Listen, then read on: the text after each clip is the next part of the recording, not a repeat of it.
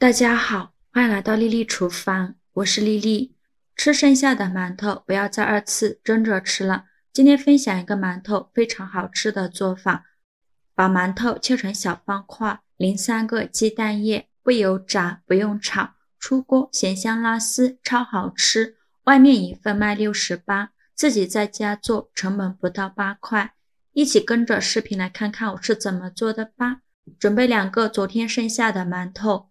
这是放冰箱冷藏了1晚上的馒头，比较硬，非常容易好切。再把馒头放到面板上，先给它切成薄片，也不用切得太薄了，厚度约1厘米左右。切好后再改刀切成长条，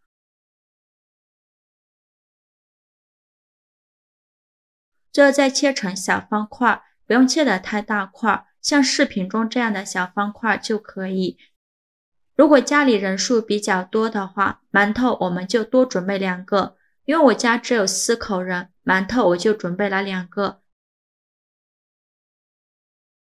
切好之后把它放大碗中，先给它放一旁备用。接着准备一个洗净后的西红柿，在上面打上花刀。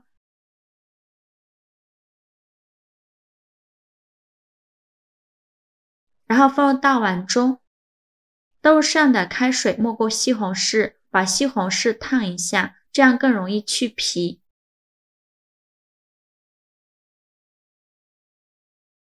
接着准备一个洋葱，先给它对半切开，再切成细丝，最后切成洋葱丁。切好之后装入盘中。再准备几瓣大蒜，先给它切成蒜片，再剁成蒜末，尽量剁得碎一些，这样蒜香味会更加浓郁。剁好之后把它放入盘中。再准备一个红椒，把红椒蒂切下来不要了，再把红椒对半切开，把红椒籽去掉，这样吃的时候就不会觉得辣了。再把红椒切成长条，最后切成红椒丁。切好之后把它放入盘中。再准备2个青椒，先给它切成小圆圈，切好之后再用刀给它剁一剁，给它剁成青椒碎，也不用剁得太碎了，像视频中这样就可以。切好之后把它放红椒的碗中。再准备2根火腿肠，给它切成小圆圈。如果不喜欢吃火腿肠的，也可以换成培根或者是虾肉。切好之后放入盘中。再准备1根玉米，把玉米粒剥下来。包好后倒入适量的清水没过玉米，把玉米清洗一下，洗去表面的灰尘。洗净后控水捞出，放入盘中。锅中水提前烧开，把玉米放入锅中，给它煮5分钟，把玉米煮熟了。5分钟后再用6勺控水捞出，把它装入盘中备用。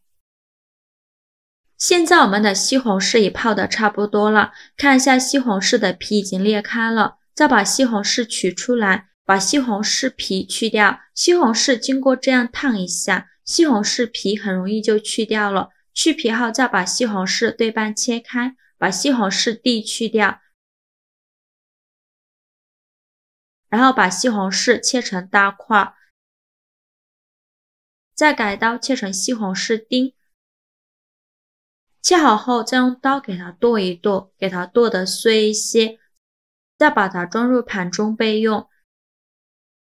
起锅烧热，放少许油，油热后放入蒜末，用铲子翻炒一下，给它翻炒出香味。炒香后再把洋葱倒入锅中，继续用铲子翻炒，把洋葱炒软，翻炒出洋葱的香味。大概需要翻炒2分钟左右。洋葱炒软以后，再把西红柿丁放入锅中，加少食盐，继续用铲子翻炒均匀。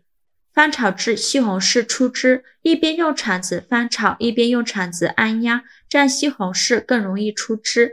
西红柿炒出汁以后，继续翻炒，把西红柿多余的水分炒干。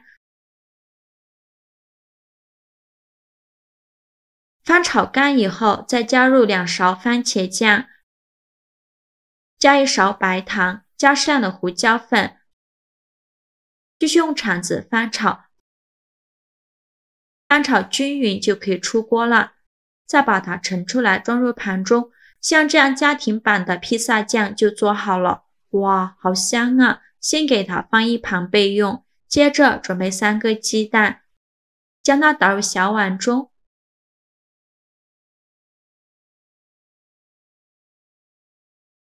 用筷子搅散，搅散后再把鸡蛋液均匀地淋在馒头上，再来调一下味，加小勺食盐，加适量的胡椒粉，用筷子搅拌均匀，让每一块馒头都能裹上一层鸡蛋液。最后搅拌成这样子就可以。平底锅预热，放少许食用油，用刷子刷均匀。油热后转小火，把馒头倒入锅中，用铲子给它整理一下，给它整理平整，给它摊成一个鸡蛋饼的形状，最后整理成这样子就可以。开小火慢烙，先给它烙2分钟，把底部烙至定型。2分钟后我们来看看，现在馒头饼的底部已经定型了，然后利用一个大一点的盘子帮助它翻一面，然后关火，再放上刚做好的披萨酱，用勺子铺平铺均匀，整个面饼表面都给它放上披萨酱。披萨酱不用放太多，薄薄的放上1层就可以，最后像这样子就可以了。再撒上1层芝士碎，现在的芝士碎不需要放太多，随便放一点就可以。接着再把火腿肠片均匀的摆到上面，像这样转着圈的摆放，整个面饼上都给它摆上火腿肠。如果不喜欢吃火腿肠的，可以换成培根、午餐肉或者是虾肉、牛肉都可以。火腿肠摆好后，再撒上青红椒碎，如果不喜欢吃青红椒的，也可以换成其他自己喜欢吃的蔬菜，比如豌豆米、洋葱。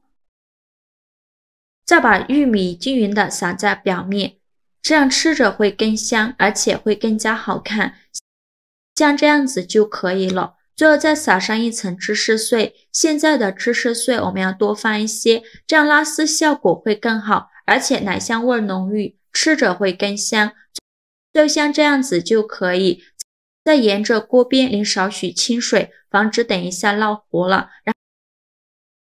然后盖上盖子，开小火焖5分钟，把芝士碎焖至融化。5分钟后，我们打开盖子看看，哇，好香啊！一股浓浓的披萨酱香味扑鼻而来。看一下芝士碎已经完全融化了，像这样就可以出锅了。再把它盛出来，放到油纸上。